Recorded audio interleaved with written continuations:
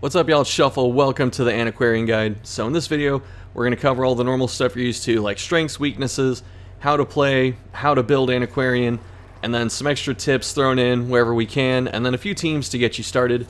This guide is not just my work this time. It is being mostly written by the awesome Thick Veiny Sausage.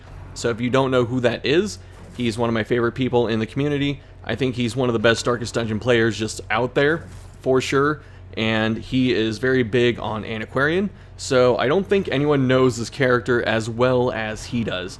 When I mentioned doing this video a few months back, he said he wanted to be a part of it, so I have been talking to him over the last few weeks and bouncing ideas off him, getting his input, and I would go so far as to say he has done pretty much like 95% of the writing for this. Like, I did the formatting and the editing and all that, but in terms of the actual content, since he is so good with this character, I took every tip and team idea that he would give me, and then we consolidated it and we discussed what to put in this video. So I'm hoping that this does a service to him as well as everyone watching. From my end, of course, if you enjoy what you see, make sure you like, comment, subscribe, all that stuff. Support the channel on Patreon to help keep this stuff going. Watch me on Twitch, join Discord if you haven't. And all that should be down below, so thank you, and now let's get started with what we usually do, which is the strengths. Strengths of the Antiquarian. Lots of gold. Probably no surprise, you already knew that. The primary reason to bring Antiquarian is to get you lots of money, and she does. She does a very good job of getting you a lot of money, which helps things like the bank if you are using the bank in your estate, or just keeping your estate afloat in general. The next strength is that she brings a key. Keys are pretty cool. They are a 200 gold provision, so it's a little more expensive than normal, and not all characters bring provisions, so when they do, it's kind of nice. And keys aren't like holy water or medicinal herbs where they're useful in some situations but not all.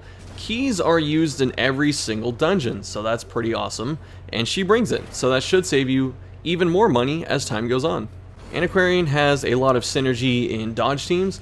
She has a lot of ways to boost her own dodge or the team's dodge. She can also lower the accuracy of enemies through flash powder, which means if you want to go some kind of like hyper stall strat, or if you just need to stall in general, or if you want to run a dodge comp with like man-at-arms and bolster spam, then she is a key component of that. The final strength worth mentioning is that she is not as trinket dependent as other heroes are, where like Grave Robber needs Raider's Talisman or Letter Opener to really maximize what she's doing. PD needs Blasphemous Vial to maximize what she's doing. Antiquarian appreciates trinkets. She does have some good ones out there for her, but the other strength, or the part of the strength I should talk about, is that she doesn't need two usually to do her best. So there are quite a few instances in the game where she can bring an extra trinket, something like Recovery Charm, or a Virtue Trinket if you're trying to Virtue Farm and Endless and stuff like that, and she can hold other characters' stuff if they're generic trinkets, and then pass them around so they can use them as needed. So if you learn to maximize your trinket swapping and stuff like that, Antiquarian gets even more better and fills her role as a support very well. Weaknesses of the Antiquarian, there are two big ones that I don't think we can get around, but they're pretty obvious. The first is that she is a low offense character. Her moves that do damage are only 2, so the rest of her moves are support or niche abilities, and they don't do great damage. Like Nervous Stab doesn't do much on hit, especially late game compared to Festering Vapors, and then Festering Vapors isn't that strong starting out, and later on it only does like 4 a tick, which is okay, but it does have Omni Reach, so that means it can hit anything, which is pretty nice. So if you're looking for offense, she can't really contribute that much, but she can contribute in other ways indirectly to offense, which is pretty cool. And then later on, when she can use Festering Vapors for 4 points of damage, that's pretty good for cleaning up kills or setting up stalling and stuff like that. So there is a little bit of nuance to it, and some experience is required, but it's like her offense isn't great, but it's not to say that she can't at least chip in with some damage as needed. The other reason the low offense is a negative is because even though she can chip in with damage, there are some fights, and specifically boss fights, where it is better to bring as much offensive power as you can and rush the boss down, and she does not help with that. So if you're not looking for dragging the fight out to stall a little bit or using Blight Synergy to set stuff up, then her offense isn't usually desirable. Second weakness of the Antiquarian is she is just a very frail character. She depends heavily on her ability to dodge or have people protect her either via guards like Houndmaster and Man-at-Arms, or using Protect Me on someone like Highwayman or Flagellant. So if she's getting hit directly, consistently, she's going to be hurt, and she's going to take some punishment and need some help in surviving. So usually you want to run her with guards just to make it easier to take care of her. How to play Antiquarian. So what are you looking for when you play Antiquarian? So you drop her in your team, you have your other 3 heroes. What is she supposed to be doing?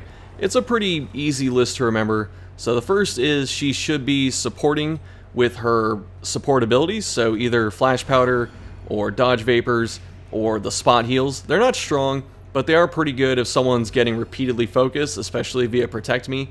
And if you trinket her up at max level without other stuff, just like Candle of Life for instance, her heal can heal for 5 points, and that's actually okay because a lot of endgame damage over time effects cap out at 4. There are a couple that do like 10 or 6 or sometimes 7, but those are fringe cases, which means if she's able to heal for 5, that actually gets you not only off Death's Door, it gets you out of range of a dot tick killing you. So that's actually very relevant. So as long as you're giving her some kind of bonus healing, she can contribute a little bit. She's not a main healer, but she's definitely a support healer. The next way she helps your team when you're playing her is you should be considering some kind of dodge strat. Dodge is not required, but if you have 2 Antiquarians, dodge gets really powerful if you spam it. If you have a Man-at-Arms for bolster and tactics, dodge gets really good. There are some characters like Houndmaster that get dodge off guarding, or Grave Robber with Lucky Talisman. There's a lot of synergy out there for dodge if you look for it.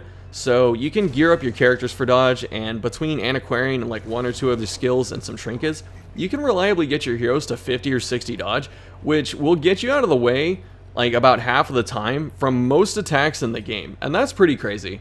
So if you start thinking about it, like I only get hit once out of every 2 times on each character, that's nice, and it makes a lot of strategies work that may not work otherwise, or you're not as reliant on consistent healing output from someone like Vestal because people just aren't getting hit as often. Another way to play Antiquarian, which is a very fun one to do, is to use her for riposte setup. So since Protect Me forces the character to guard her, that means that characters that normally don't have access to guard like Highwayman can use Duelist Advance to set up riposte, and then Antiquarian can put down Protect Me on top of that to make sure that other attacks are getting forced into Highwayman, while also giving him some extra defense for when he gets hit, but also giving you more riposte value. You can even run this with Man-at-Arms, so Man-at-Arms can do stuff like alternate his buffs and use riposte, and he's not forced to use guarding in between there to make sure he's getting more riposte value. It's pretty nice because action economy is a big deal, and being able to take turns away from Man-at-Arms so he can do other stuff is very beneficial for him. A nice thing to do with Antiquarian, especially in Endless Harvest, is to use resupply. So Antiquarian not only generates a ton of money in your party, she also saves you money in a lot of ways. So being able to resupply for extra provisions when you're doing missions, even though it is pretty random, most provisions do find use in a dungeon or in Endless, and her being able to constantly resupply can actually help you go a lot farther or make sure you can get extra curio that you normally wouldn't have been able to. Another benefit of her camping is Trinket Scrounge, and the percentages for Trinket Scrounge are pretty interesting.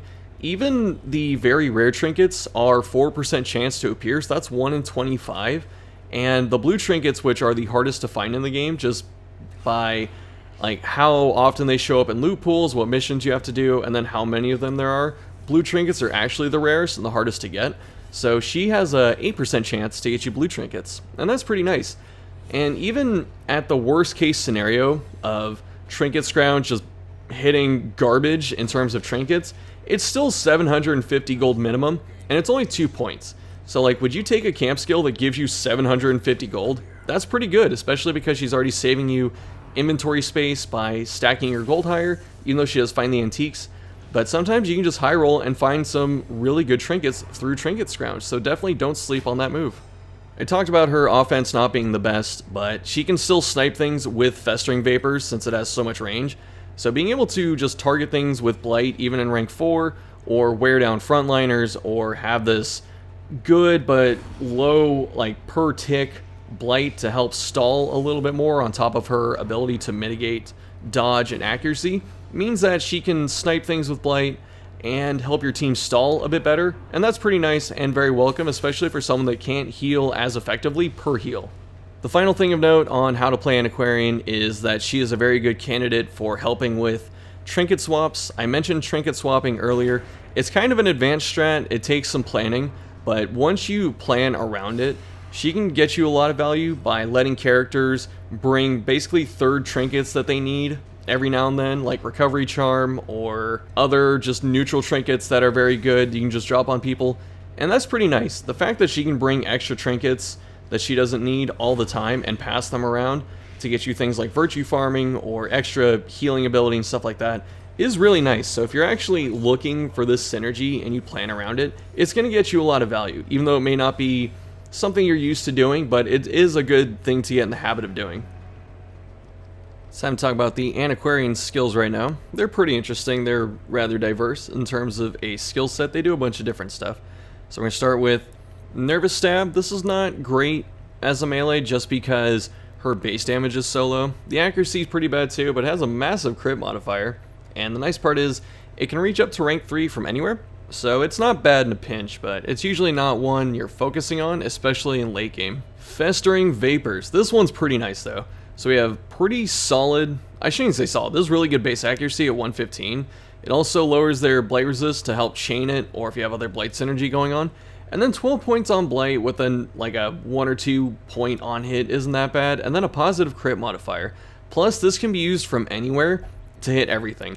That is the best part about this. Other Blight attacks have like certain range restrictions or they can't be used up front, for instance, but Festering Vapors can hit anything from anywhere, and that alone makes it actually a very good move, especially in late game. This is usually your go-to damage move if you're not going to run Nervous Stab for some other reason. Get Down is interesting. Like, the stats on paper are good. You go back to, you get a ton of dodge, you get a ton of speed, you get extra blight chance, but this is more of a panic button than like I'm building around this skill. Because if you want to go for speed and dodge, there are trinkets for that. If you want to go for blight skill chance, there are trinkets for that. So this doesn't really fill either of those purposes. Its primary purpose is just to be a movement skill. So if you're against a boss or something that you know is going to move you out of position, or if you just don't have a good idea for a fourth move, then put it on, because sometimes you can get surprised at full light or you get pulled out of position, and this is nice to help you fix it, especially because it goes 2 spaces. There are not a lot of moves that can go back more than 1 space in this game.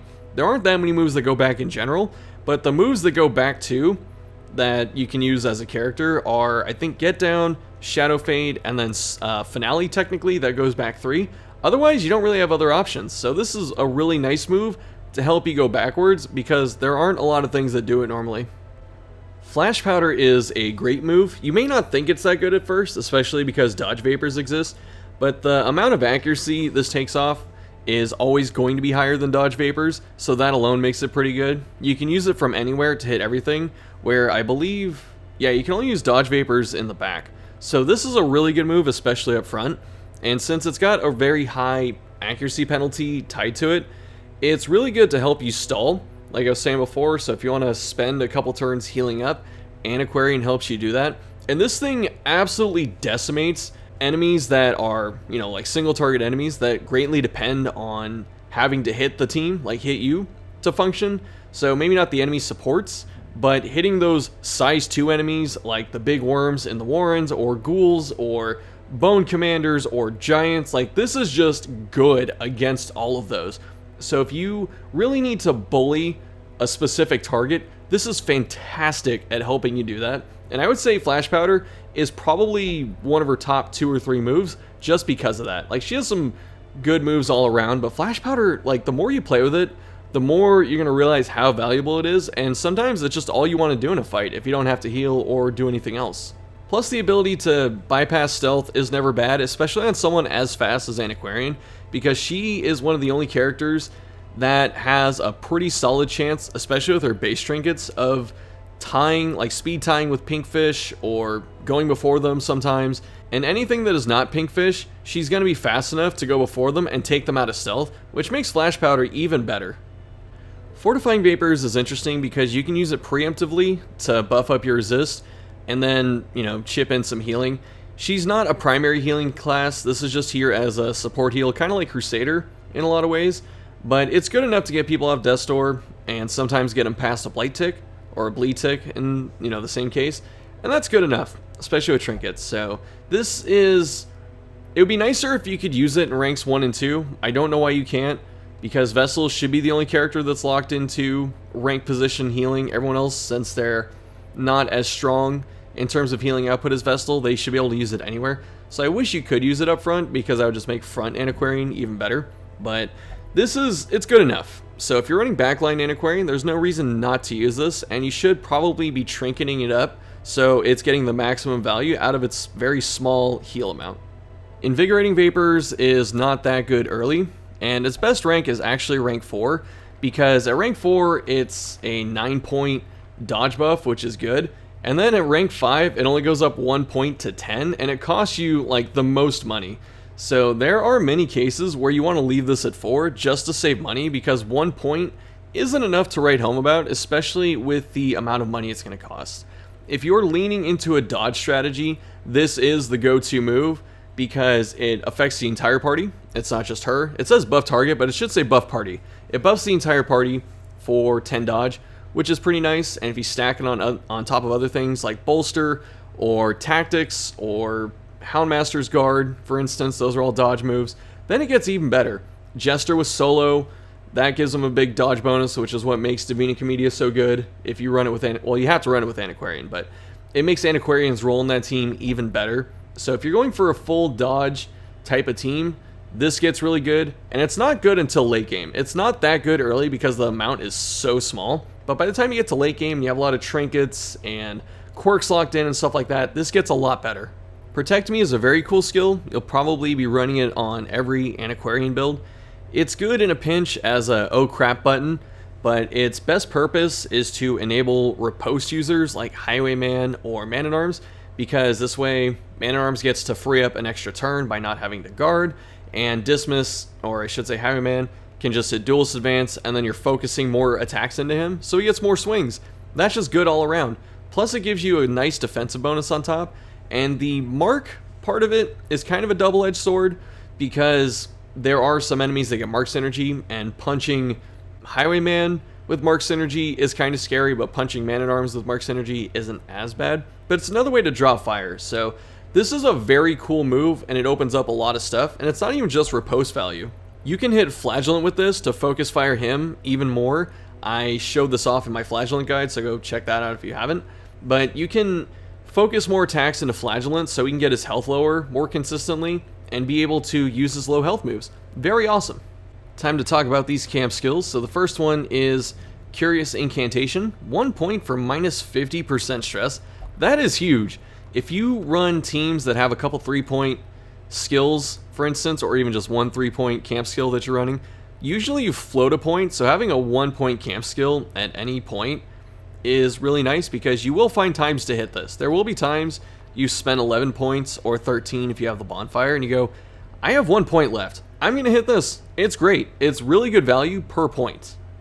Strange Powders. Do you like Withstand on Leper? I do. Do you like resisting every stupid thing that happens in the game? Great. Now for 2 points, you can give everyone an extra, or one person I should say, an extra 20% chance to resist everything that is not stun or death blow. That is pretty freaking good. Again, her camp skills are cheap enough in terms of their point value to where it's very easy to weave these in, and they're pretty high value every time you hit one of them, and we haven't even gotten to the good ones yet. These, like the first two are good, the next two are even better. So as I alluded to before, you have a 4% chance of getting an orange trinket from Scrounge, which is already pretty good. You have an 8% chance of getting a blue trinket, very awesome, that's almost a 1 in 10. You have a 20% chance of getting a green trinket, really good value, especially at lower levels. Like, you have to think about it that way. If you take a level 0 or level 1 anti to a mission and you camp, you can, like, power creep your own game if you get lucky and snag some good trinkets early. You know, like, if I could get a focus ring at level 1, I'd be down, give it to me. So you have 20% chance at green, I think 28% chance for a regular common trinket, and then you have a 40% chance of a very common, which they don't differentiate in the game what's very common and common, but they do sell for different amounts. So you have about a 70% chance of getting the white trinkets, they have a 20% chance of getting green, and then the rest is for blue or orange. Still pretty nice. You can't snipe any other trinkets that I'm aware of outside of that, but it's still good value. Even if you don't get a good trinket, this is minimum 2 points to get 750 gold.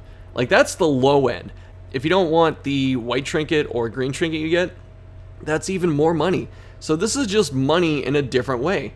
Pretty nice. And at low level, when trinkets are scarce, this is just value. This skill is very good, and another reason to take Antiquarian, especially if you're camping. Resupply, 1 point to get a random supply item. I believe this is 3 uses per camp, so you can just hit it a few times, and it's random. Sometimes you get, holy water, sometimes you get a shovel, what have you. Sometimes I think you get a torch and stuff. It's all helpful in some way, especially if you are in a dungeon that's randomly just draining more resources than normal, or if it has more curio than you're used to, then this gets even better. This skill is probably at its best in Endless Harvest. It's probably the best reason to take Antiquarian, and that's because if you are going deep into Endless Harvest, supplies start to become scarce, but the ability to bring out 3 extra supplies every time you camp is pretty nice, especially in that situation, so don't sleep on this move. And then there's the final point, that it again saves you money. This is just money generation in a different form.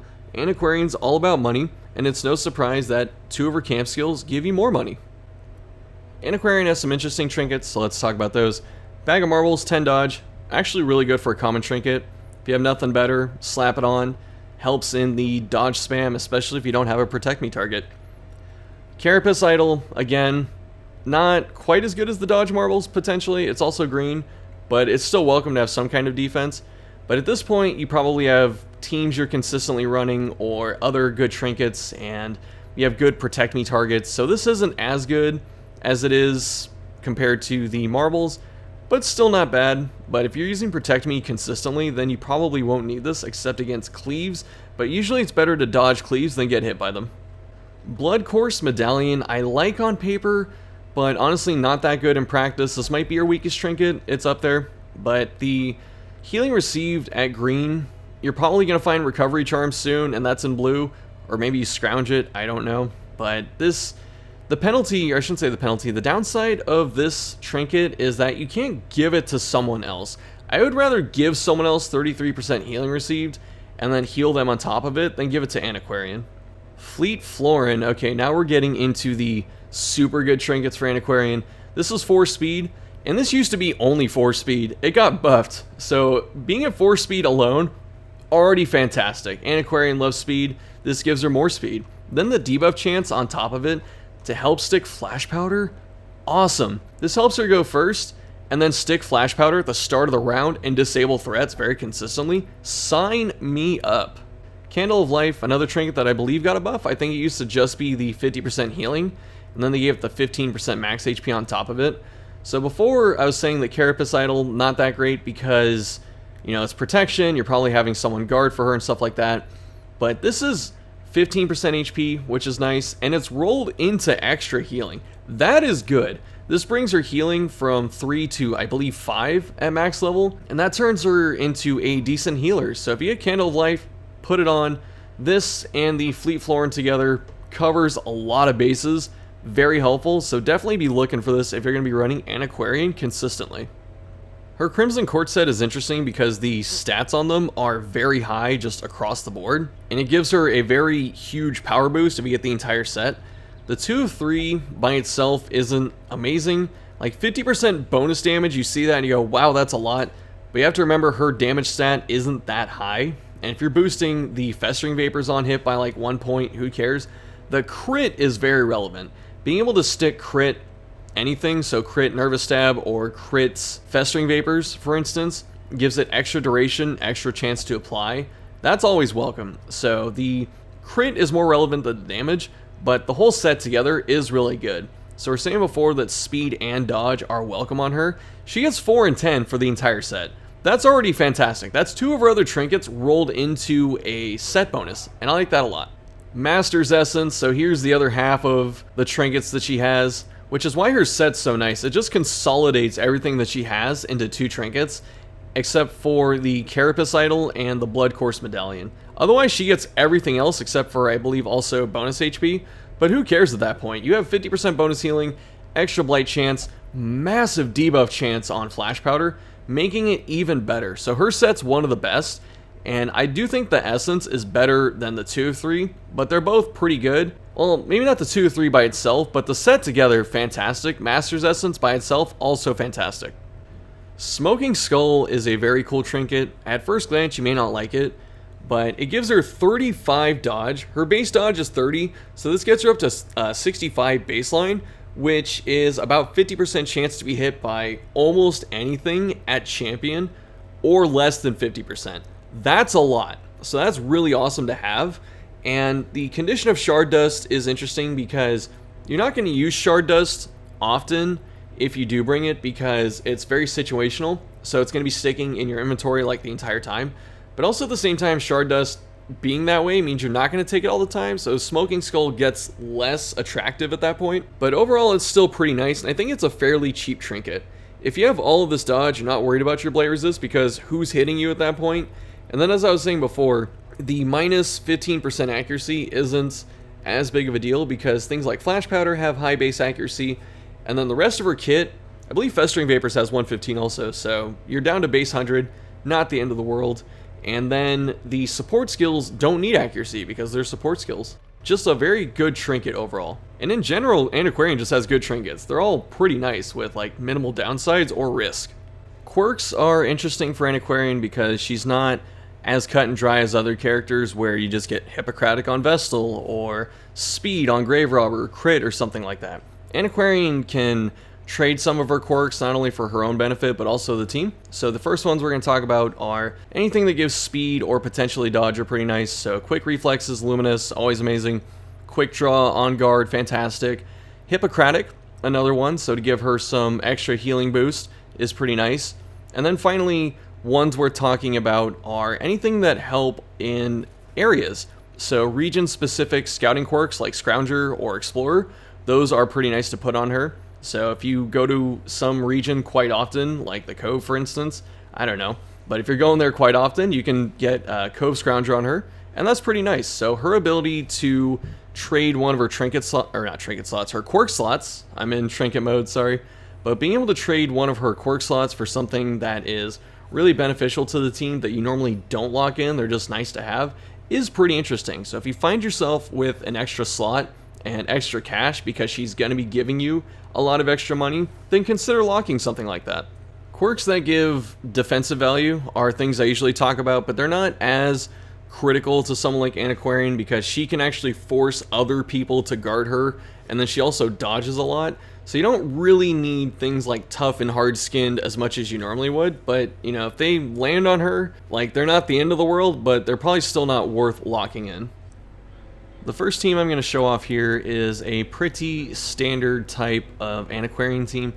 If you want to safely farm with her in your teams, the key is to just bring a solid healer and a lot of damage output, and this way she can really just do her job and not have to worry about getting beat up because there's a lot of protection and high damage and health and stuff like that. So this is just, the goal is to use Protect Me on Highwayman, and between him and whoever else is in the team, they will kill everything and keep you alive. So for Antiquarian, if you are low level, Nervous Stab is better than Vapors, or I should say Festering Vapors, but if you're higher level, then Festering is very good as a move. Then we have Flash Powder. This is to bully certain enemies that are big threats, or if you want to stall and heal up. Excellent skill for that. We have the Heal, because chipping in on healing is great. And then we have the Protect Me. And you know why I said the Protect Me, but we have Protect Me. And that is to just force people to hit Highwayman and hopefully get themselves Sudoku'd upon his knife. For trinkets, we're going to examine a lower level setup. So Fleet Florin is just amazing. 4 speed helps Antiquarian get established. Then we have 20 debuff chance, which helps Flash Powder stick, and that's awesome. Then your second trinket can be anything that's utility. I put Seer Stone here just as an example. Even though it does lower her speed by a point, the net benefit of +3 is pretty good from the Florin, and extra scouting chance is very helpful, not just for preventing ambushes, but also to find secret rooms to get yourself more money. Next up is Highwayman. So he is the star of our damage dealing here, and we have Duelist Advance. This is part of the Protect Me combo. So turn 1, Protect Me, and then Duelist Advance. you probably duelist into rank 3, set up Riposte, and then just watch as Highwayman shreds everything. He probably gets hit 2 times. You want to get hit at least twice, or I should say targeted twice on the first turn, so that's just a lot of return damage. Very awesome. We have point blank shot in case we end up in rank 1. It's probably not going to happen, but it's there. This really helps with surprises, so it helps you get back into rank 2, so you can do stuff like dual advance. Then we have pistol shot, which is for cleaning up rank 4. This will help whoever else is on the team in doing so. Very awesome to have. And then we have wicked slice if you're going to somewhere they can't bleed easily, like the ruins or the cove. But you can take open vein honestly to those areas too, just for the speed debuff. But wicked slice does have a lot more on top damage, and that makes it a bit more desirable. So if you're going to the warrens or the weald or courtyard, for instance, I would probably run open vein. I would still probably run it in the cove, to be fair. The only time I would take this off is probably ruins, and I know some people don't like that, but I think the damage change isn't as high and impactful as you would think. And as long as they can bleed, then the damage over time is very nice, and it has higher base accuracy, all that type of good stuff. Trinkets for Highwayman, again, we're going to look at another low level setup. So anything that gives you a little bit of speed or damage is welcome, especially accuracy. Highwayman does like accuracy quite a bit, so I just have a speed stone on here, very generic. And then we have a sun ring, which is more accuracy and damage in high torch. If this was max level, obviously I would be running something like the Crimson Quartz set or Crystalline Gunpowder. Yes, I am starting Vestal in rank 2, and you're probably wondering like why I'm doing that. And the first reason I'll tell you is that because turn 1, Vestal is most likely stunning something. So you have Dazzling Light, which means her being in rank 2 just doesn't matter at all. And then the other reason is you're using Duelist Advance on turn 1, which is so Highwayman can get set up. And this way, you don't go straight into rank 1, and instead you go to rank 2, which gives you options of shooting stuff with pistol shot or using one of your cool melee abilities. So that's why Vestal's in rank 2. But no surprise here, we have Dazzling Light, we have Judgment, both just great moves. We have single heal, we have group heal. No reason to run anything else in this type of situation. We're running a low level build, so for Trinkets, we're going to have the Survival Guide. This gives us a bit of scouting, trap disarm. Always welcome stuff, especially at lower levels. And then we have Chirurgeon's Charm, because any gain of healing is very welcome on Vestal, especially at lower levels. And we have the option of Junior's Head as well, if we happen to find it, which is pretty easy to find.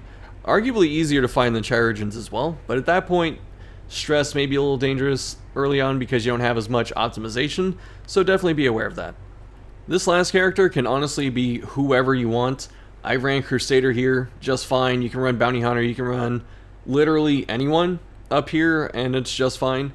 So I have Hellion for this example, and to start with our skills, Iron Swan, pretty mandatory. Like, this is just such a good move, and we can hit rank 4.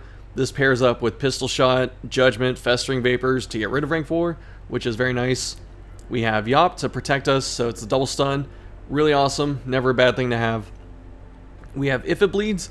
This is specifically for the Reach, and this is a move I run in Ruins, like the Ruins zone I should say, and I've had people ask, they say, why do you have this if they can't bleed? The first part of it that I'll say is that Hellion doesn't lose too much damage considering how high her base damage is. So the minus 35 is kind of noticeable, but not that bad, especially later on when Hellion gets more access to damage trinkets and crit and stuff like that.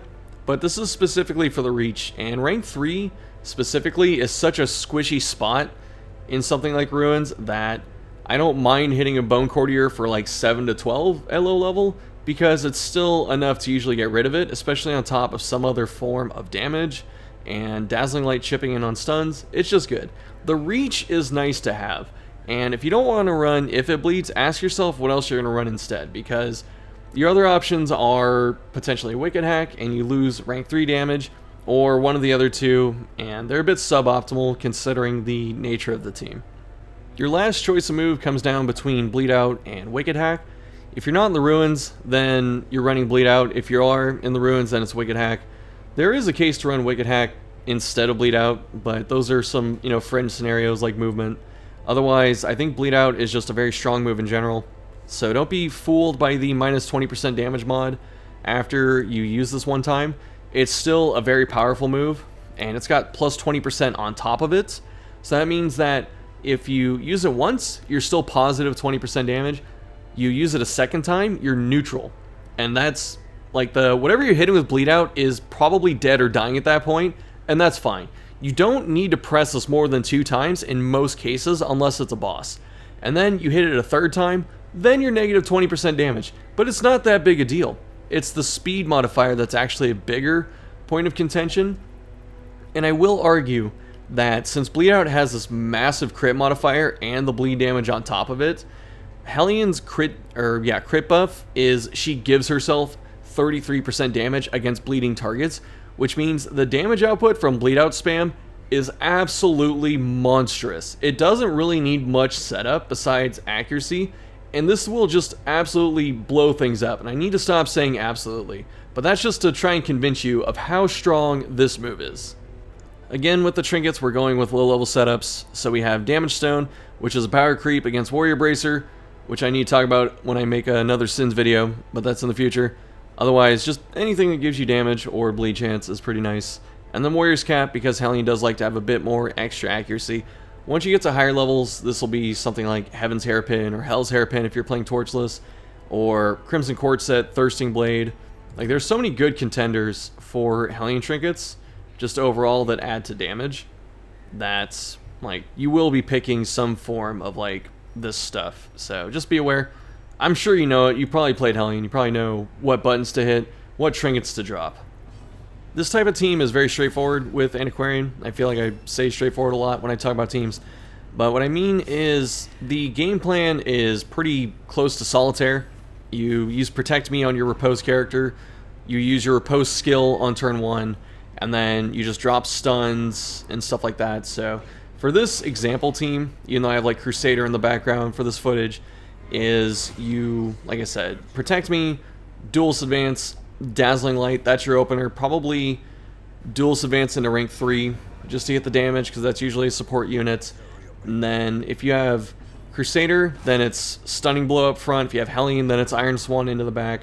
And then there's other characters like Shield Breaker you can use instead. There are a lot of options here, but just know that the goal is to slow down and disable and then get rid of the backline enemies, just because stress is much harder to deal with. So getting rid of those is a lot easier and it makes things safer. And then you have all of this awesome damage potential from Dismas, aka Highwayman, to throw up to the front units. The other reason to focus the backline as well is since you are using Protect Me, which is a marking guard skill, that means that Duelist Advance will put Highwayman up to the front, or into rank 2 I should say, and he's up there with a mark and a guard, so there are going to be a lot of hits that go into him, so that means he gets a lot of counterattacks, especially the frontline units.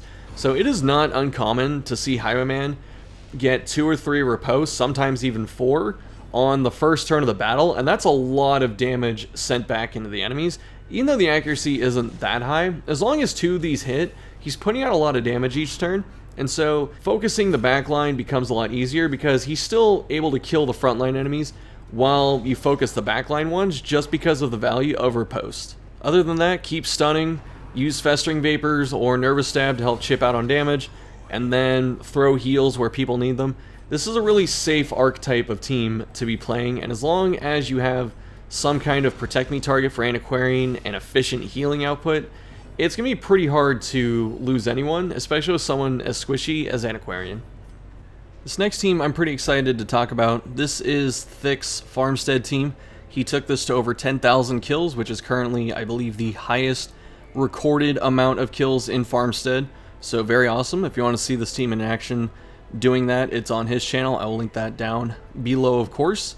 And if you're planning to take this to Farmstead, there's a lot more that goes into it, especially like trinket selection, stuff like that, but that's for another day. If you are trying to run this as a regular, just dungeon type of team, it works just fine, and we're going to go through that type of playstyle. Starting with Antiquarian, our skills are Festering Vapors. This is just reach, kill securing, damage, works against prod, stuff like that. We have Flash Powder. This move is incredible. It bullies single target enemies, lets you heal off them, stuff like that. We have Fortifying Vapors because, you know, anti's in the back. We need the heals, and you don't want Occultist as your solo healer, so having someone else that can chip in and get people off death's door while you wait for him to roll over 4 is very welcome. And then finally we have the Protect Me. I did a take of this before and I messed up and I said the Protect Me. I'm just going to keep it. Screw it. With Protect Me, it's really good to put on specifically Man-at-Arms so you can get Riposte up and then force people into hitting him so you get, you know, all that Riposte value. This team can be modified to be a dodge team with Invigorating Vapors. It's a lot slower in that circumstance, so it's probably better to run it as something like this. And that's where Flash Powder gets interesting, because having a dodge team with like double Antiquarian and Bolster and using Shard Dust to refresh Bolster and use that over and over, that is good for certain fights. There's nothing wrong with it. And then you have Tactics to help it out even further. But Flash Powder and Stuns is often enough to get you enough dodge value where you don't need Invigorating Vapors. It's just too slow. For Trinkets, we're going to start with the Master's Essence. You get all this awesome healing chance, or not healing chance, healing skills boost, blight chance, debuff chance, everything an aspiring Antiquarian needs in her life.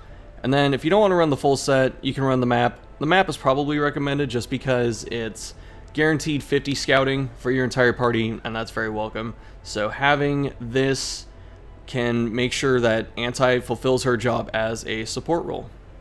Next is Man-at-Arms, who could actually be ran in rank 2, so you can swap these two if you want.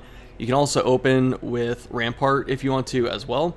And if you're going to run Crush, you probably need to start him in rank 2.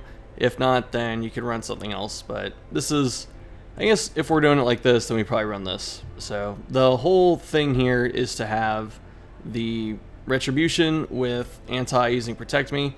That's a lot of good damage return fire there. And then we have Bellow, which is a move that's been growing on me quite a bit. And this lets the team fix one of its core issues, which is it isn't generally a fast team, and it doesn't have something like Battle Ballad to supercharge it. So instead of that, you have Bellow, which means the entire enemy team goes after you. So that fixes the speed issue, and also it fixes the accuracy issue. And then if you decide to do some marking with Occultist to set up Houndmaster, and I guess the other characters too, because of the crit chance being applied to everyone, then it helps in that regard as well. No surprise that Defender rounds out the cast. This move is just good. Doesn't matter if you're level 0 or if you're level 6, Defender is probably an auto-include in 99% of Man-at-Arms builds. For Trinkets, we're going to start with the Camouflage Cloak, 15 dodge, high torch. Those are places we want to be. And the stun chance, or the stun resist I should say, does kind of suck, but surprisingly Mirror Shield offsets it. But you don't have to run both dodge trinkets if you don't want to. You can run one of these. I know Mirror Shield isn't a high priority purchase for everyone, but this is one of the trinkets Thick took into the 10,000 kills farmstead thing. So I think that even if this isn't one of my favorite trinkets to run, I think it's a little conflicting with itself stats wise. If someone can get 10,000 kills in farmstead with it, I think we need to re-examine that type of analysis, assertion, I'm not sure the correct word here, but we definitely need to rethink the value of Mirror Shield. So Mirror Shield enthusiasts, rejoice, it is here, and you don't have to run both of these, but like I said, it is nice to have stun resist instead of not having it. For skills, we're going to start with Hound's Rush, no surprise, it's reach, it's damage, it's consistent, and has Mark Synergy. Best attack move for this character. The rest of the moves are pretty flexible depending on what you need. You can run Hound's Harry. It does pretty well with Bellow in terms of just cleaving down enemies. The reduced speed and reduced dodge and stuff like that, and then the increased crit against crit target, or I should say mark targets, if you decide to run Mark, is pretty helpful. Otherwise, like I said, you can swap any of these around. If you put Houndmaster in 2, I do recommend Blackjack. Just a very good move. Stunning rank 3 is never a bad thing. I also like the guard just because the more guard the better. Sometimes people need to be guarded, and sometimes you don't always have the right turn available, and this helps quite a bit with that. But when I was watching Thick play this outside of Farmstead, he was swapping between the Mark and Cry Havoc and stuff as needed, because sometimes you go through a few fights, you take some damage, and then you go into the next fight, you have like, you know, full HP, so you don't need to HP heal, you're not too worried. Then you just swap out the guard or the Hound's Hair or something like that. Then you just hit Cry Havoc a couple times after perhaps ramparting past Houndmaster to put him back into the spot in the party that he can use Cry Havoc from. For Trinkets, having some extra dodge does help.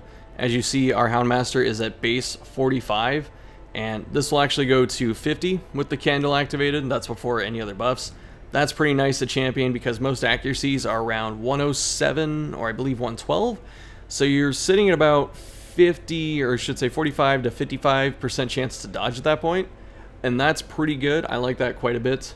And the coat, like I said, just raw dodge value. And then we have the candle, which gives Houndmaster some speed, which the team does like to have some extra speed.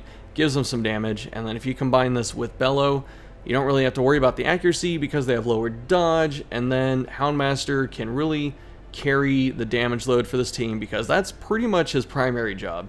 He is a stress healer for this team, and Man-at-Arms can do some riposte magic, and even Occultist with Sack Stab can do some cool stuff. But primarily, Houndmaster is your damage dealer, so it's best to set him up to be that. Occultist is pretty interesting in this team. Normally, he's more of a stun bot type of character, especially with Cauldron, but for a team like this, he can actually dish out some okay damage, and that was pretty cool to see when I was watching Thick play it and show me actually how to play this team properly, because I was still messing up even though I was practicing with it, so it was nice to have the gaps filled in there. So with Occultist, we have Sack Stab. Once they have like a stack of Bellow on them, the accuracy isn't as big of an issue. This thing has a massive crit modifier. It's going to crit all the time, especially if you're on to Cove. Well, not that he gets like bonus crit against Eldritch, but he gets bonus damage against Eldritch, so it's going to help quite a bit in that regard. Then we have Reconstruction, because this should just be on every Occultist. It's good in a pinch. It's always good to have this. We have the Mark to help set up Houndmaster and set up the secondary effect of Bellow, which is the extra crits received. And if you can get Occultist to consistently go first, which shouldn't be too difficult unless you stack a bunch of speed on your Houndmaster, then instead of opening with Stun, you can actually open with Hex on the toughest thing or the most dangerous enemy on the team to try and burst them down, and that's pretty nice. Finally, we have Hands from the Abyss. It's probably the best stun in the game. I'm still going to keep saying it. It's incredible. And if you're going to run this type of setup with Hands and this team, sometimes this team can feel a little bit slow in terms of killing power, so make sure you bring a lot of extra torches. Normally for Hands from the Abyss, you bring like 2 or 3 extra torches, but I would actually recommend close to as many torches as you can carry at that point if you feel like you're going to be going too slow. So definitely take some finesse to get this team down. For Trinkets, we're running Wilbur's Flag, the extra dodge, no-brainer, stun resist, fantastic. You do not want a Cultist to get stunned. He provides too much stuff to the team to get slowed down by something like that, so it is nice that he can not get stunned as frequently and dodge more consistently. The Demon's Cauldron, this is exactly why you take Frontline Occultist. This trinket is nuts. It gives Occultist up to 200% stun chance at level 6, and if you crit, it's 220, and you have very high crit rate at that point. So do not skip the opportunity to get this trinket if you like to play Occultist. If Occultist is one of your favorite classes, use an early boss kill to get the Cauldron. It is worth it.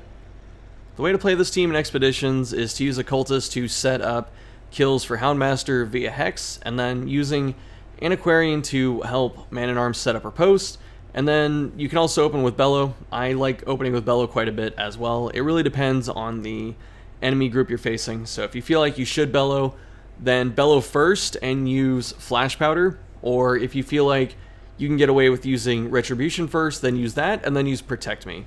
Either one of those openings is pretty good, and then after turn 1 has gone by, you have your Mark, Houndmaster's tearing into the Mark target, and then Occultist can drop some stuns. You can use your other stuff with Man-at-Arms like Guarding, or if you need to refresh Retribution, or use Crush, whatever's going on, Rampart. You have a lot of options there. And then Antiquarian is pretty much using Flash Powder to get certain targets out of stealth if need be, so you can pick them off. For instance, there are Pelagic Shaman in the Cove, and those dudes like to go into stealth, and if you can get Antiquarian to go first, you can Flash Powder them out of stealth, then Occultist can hex them, and then Houndmaster can hit them, and it's a pretty nice bunch of synergy there. Other than that, Antiquarian is using Festering Vapors to help secure kills, and then using Flash Powder to bully very dangerous threats that need to have their accuracy down by 30%. Flash Powder, again, being an incredible move.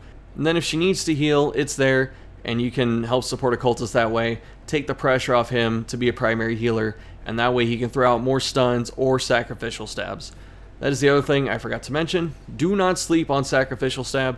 As good as Hands from the Abyss is as a skill, don't fall into the trap that I did where you press it constantly. Instead, press it once or twice, you know, helps slow the game down. And then once you have a target that's left with flash powder getting spammed on it, so it's just stuck with, you know, minus 30 accuracy the whole time, you can proceed to spam Sacrificial Stab, and Occultist can put out some solid damage at that point.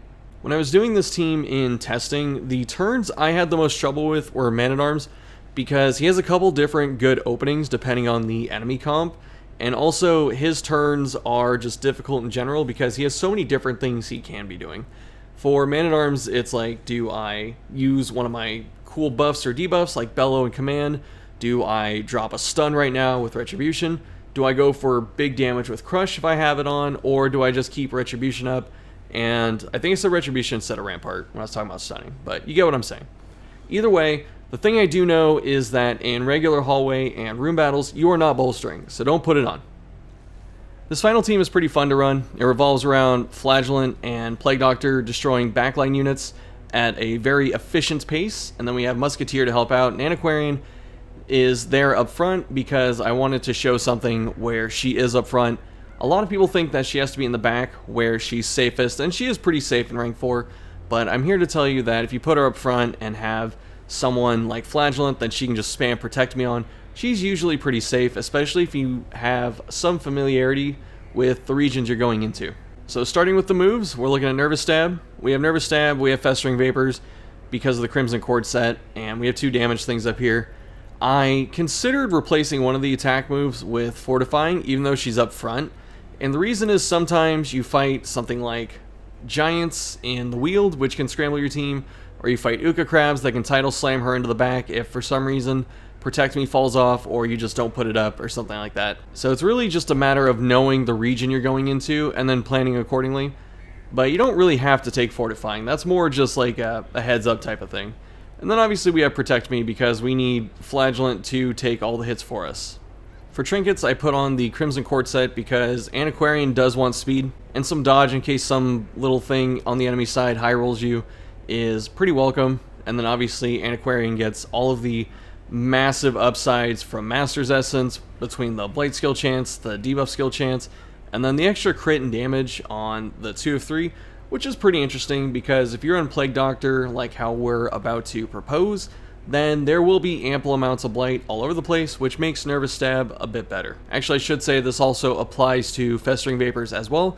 The damage isn't so much the deal, like the on-hit damage. It's nice, but it's not amazing.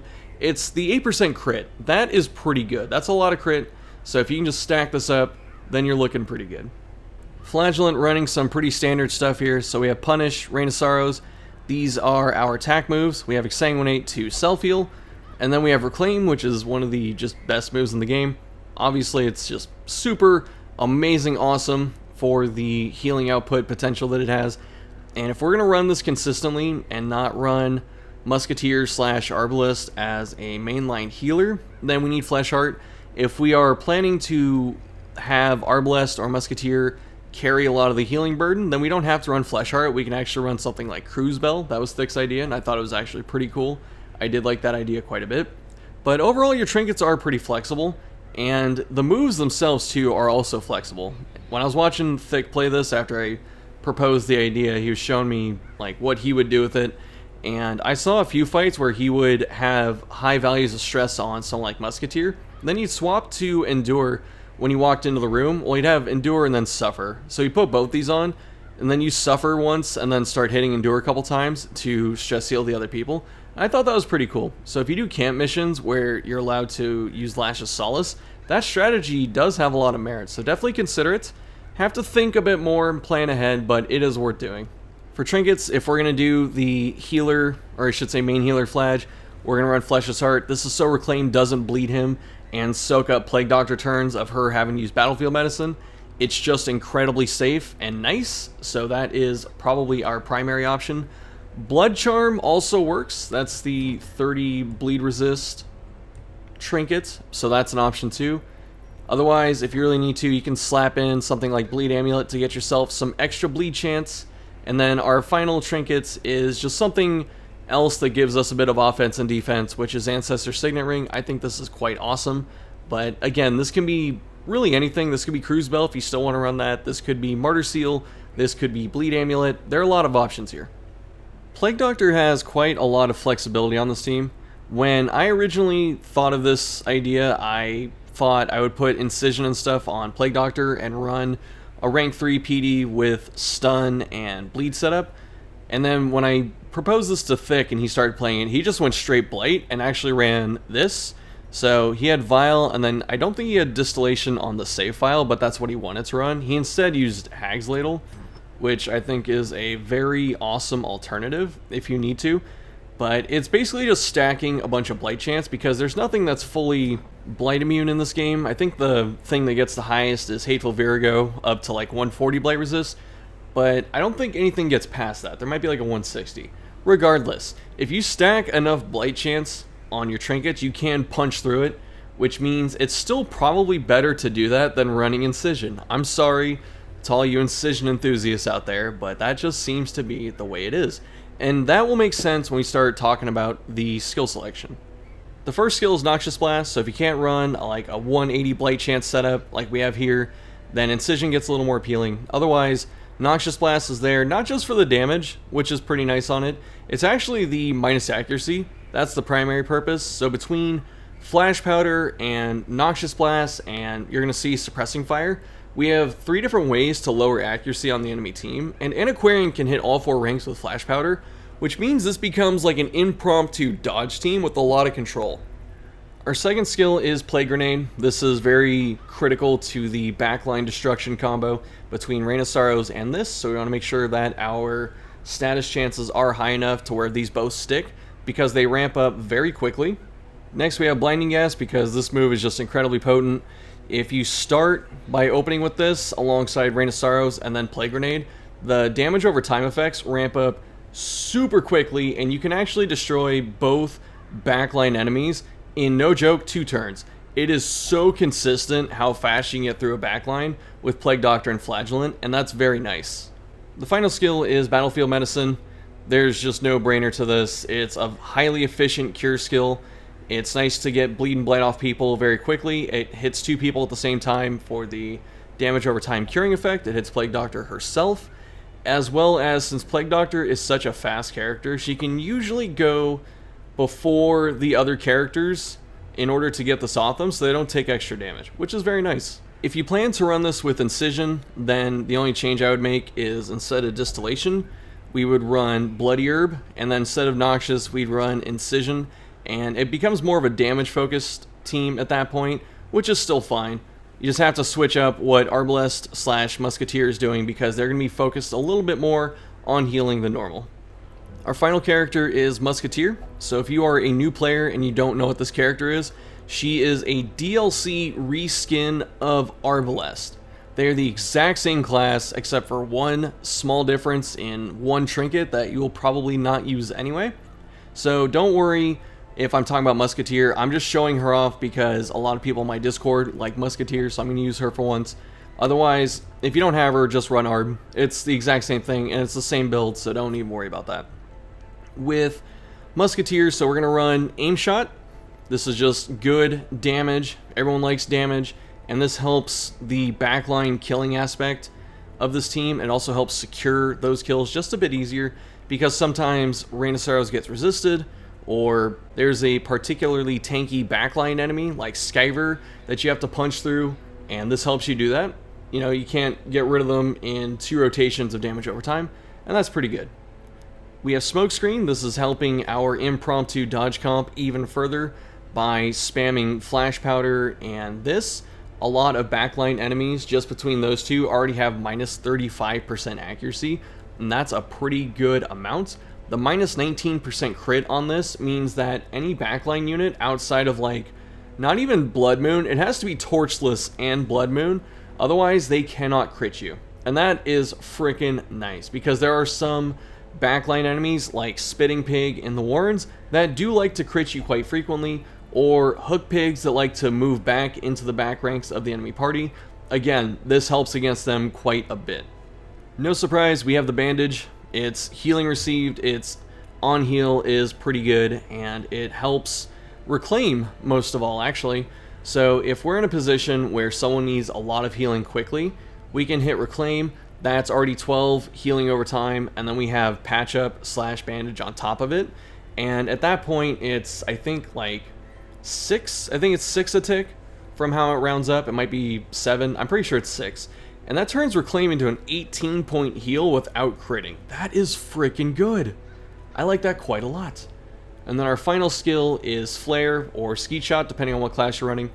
If you get scrambled, which this team can handle being scrambled, it's not ideal, but it can do it. You have something to do up front, and then since Musketeer is kind of slow, and the rest of the team is incredibly fast, she will have the chance of getting rid of stuns and mark because she goes way after everyone, and it's just not going to matter. For Trinkets, you're pretty flexible. You can run support stuff like Ancestor's Map, Seer Stone, or you could run Medic's Greaves, or you could run damage. So in this case, we have the Fuseman's Matchstick. This is just a lot of damage and a little bit of extra speed. This helps in, again, securing those backline kills because Musketeer can get a little bit of extra damage off Suppressing Fire if you're running that, or she can just do Aim Shot and hit the more threatening backline target. Very good, especially if there's a resist. Always nice to clean up those kills. And then we have the Wrathful Hat / Bandana, which gives us even more damage in rank 4.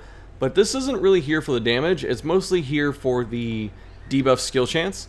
Because if we want to run the accuracy hate setup, it is nice to have the accuracy debuff actually stick, because getting resist is not cool. The minus 50 healing skills is very bad, don't get me wrong, but in this setup, which is what I was alluding to before with Fleshheart on Flagellant, you can afford to run this because all you're trying to do is stack the healing receive buff on someone and let Reclaim do the work at that point, or Battlefield Medicine if you want to boost that up to 4 or 5. So we can actually get away with one of the Wrathful Trinkets here, and that's pretty nice. Otherwise, like I was saying, this could be a lot of stuff here. This could be the Crimson Court set, this could be support stuff, this could be 1 damage trinket and 1 support trinket. This is probably the most flexible class on the team. It's also the most easily replaced, and it really depends on what Flagellant's doing to dictate what, I forgot what the name was, Arbalest or Musketeer are doing at the same time. If you want to switch someone out for this team, it's probably Musketeer, and it's probably for Houndmaster, because he adds just a little bit more damage, and then you offer some other utility stuff, which is pretty nice. When playing this team, it's pretty close to Solitaire for the first few turns. It's most likely always going to be Blinding Gas on turn 1, and then Rain of Sorrows, and then Protect Me on Flagellant. This way, your front line is protected, the back line is stunned, and you're setting up for the second turn. And then on, I should say also, Arbalest and Musketeer are probably using Suppressing Fire, or their Sniper Shot, depending on what the enemy is. If you want to get rid of something very quickly, or if Rain of Sorrows gets resisted, then it's Sniper Shot. If you can afford to slow play it, then it's Suppressing Fire, because the stun on the first turn really helps to get the second stack rolling, because you get the first stack of Smokescreen or Suppressing Fire, and they're stunned, and then you have a chance to get the second one before they can really do much about it, and that's really nice. Plus it also wears them down a little bit more, which helps the dots finish them off. Turn 2, it's another round of Rain of Sorrows, and then another, or I should say the first round of Plague Grenade, and at level 6, with level 5 skills, between them, that's already 16 damage over time. You have 10 from the bleed and then 6 from the blight. And then if you're considering that they already took 5 the previous turn from the first hit of Rain of Sorrows, just the bleed alone, not even including the on hit, you're already doing about 21 damage by turn 2 in just damage over time alone. And then if you include the on hit stuff and then maybe Smokescreen getting 1 or 2 damage on top of that, or the aim shot, you can see how it's very quick to get rid of both backline units. No joke, by turn 2. It is very consistent. So that is why this synergy is so strong, specifically between Plague Doctor and Flagellant. Antiquarian has to assess what she's doing on turn 2. If there are things like Cultist Brawlers that are vulnerable to mark tactics, so you force them to hit Flagellant, or I should say also Fungal Scratchers in the wheel, those also target mark stuff. If you can force mark attacks against the target, then you use Protect Me on turn 1 against Flag, and then you don't have to worry about re-upping it because the mark is still there. It's not so much the guard effect. But the other really interesting interaction that Antiquarian has is if she's fast enough and you're against something like double Gunner Bandit, which later levels both have stealth, or I guess 2 pink fish, sometimes that happens as well. Having Antiquarian use flash powder just to get one of them out of stealth so you can chain the Blinding Gas and Rain of Sorrows by at least having one exposed target is really nice. That does happen quite often, especially in some of the later versions of the dungeons, like the higher level ones, because you have things like hook pigs that are stealth, you have crones that are stealth, you have pink fish that are stealth, and then you have, what's the final one? Oh, bandits, that's right. So we have a lot of stealth targets, and flash powder with fast Antiquarian can snipe those out and let all of your delicious cleave goodness go into effect. Once the backline's gone, you can concentrate on killing the more threatening frontline enemy, and then finally just spamming flash powder and maybe noxious blast to lower their accuracy further on whatever frontline unit is left, and then use all of your awesome healing skills like bandage and reclaim to help recover. Alright y'all, that's gonna do it for this one. Thanks for watching, and again, big super mega girthy thank you to Thick Veiny Sausage, who, like I said, pretty much ghost writ this entire video. I just added a couple things here and there, and then I provided the voice. So super big shout outs to him. Go check him out if you have not. His videos are very entertaining. They are some of my favorite in the community. As I said before, I will be plugging these videos as hard as I can down below. If you are interested in my stuff, as always, I have the description box with Patreon, Discord, Twitch. Go join all that stuff. Support the channel however you see fit. Come watch the Twitch streams. I stream 4 days a week. Always awesome stuff. And for the next guide, since we're finally done with this one, I believe it is Leper. That'll be pretty interesting because Leper is quite linear as a character.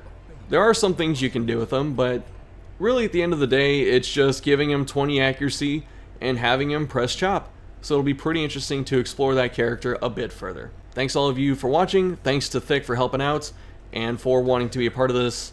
And I think that's it. So I will see y'all later in the next one.